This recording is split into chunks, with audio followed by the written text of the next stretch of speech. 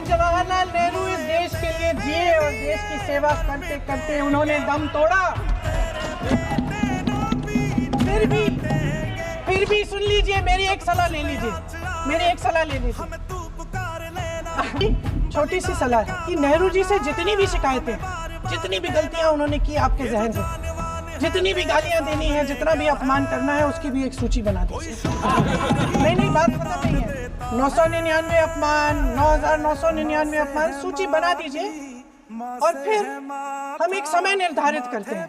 अध्यक्ष महोदय जी से पूछेंगे, एक समय निर्धारित करेंगे, 10 घंटे, 20 घंटे, 40 घंटे, जितने घंटों में आपकी ये शिकायत पूरी हो जाए, सदस्य आप शांत हो जाए और हम बहस कर लें। लेकिन इस सदन का कीमती समय, जिसके लिए हमें यहाँ पे जनता ने भेजा है, जैसे हमें जनता की समस्याओं को हल करने के लिए चर्चा करनी चाहिए, इस्तेमाल करना चाहिए, उसको एसी के लिए इस्तेमाल करिए। उसके बाद जैसे अंग्रेजी में कहते हैं कि once and for all let's close the chapter, close कर लीजिए। देश सुन लेगा क्या क्या शिकायतें हैं, किसने क्या किया, इंदिरा जी ने क्या किया, राजीव जी ने क्या किया, परिवारवाद क्या होता है, नेहरू जी ने कौन सी गलतियां की, सुना लीजिए, फिर खत्म।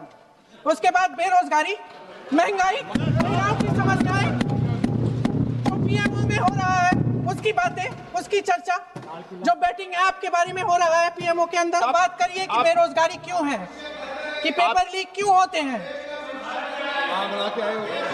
और जहां तक जवाहरलाल नेहरू जी की बात है,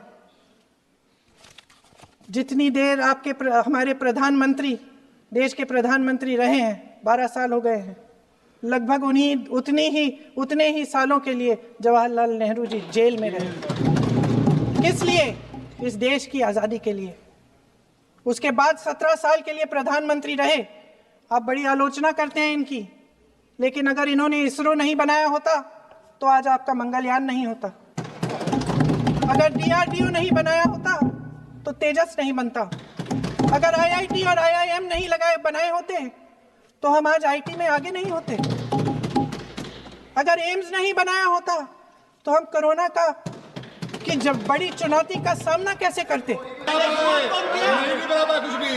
इसका मतलब है इस मुद्दे का जवाब नहीं है आपके पास।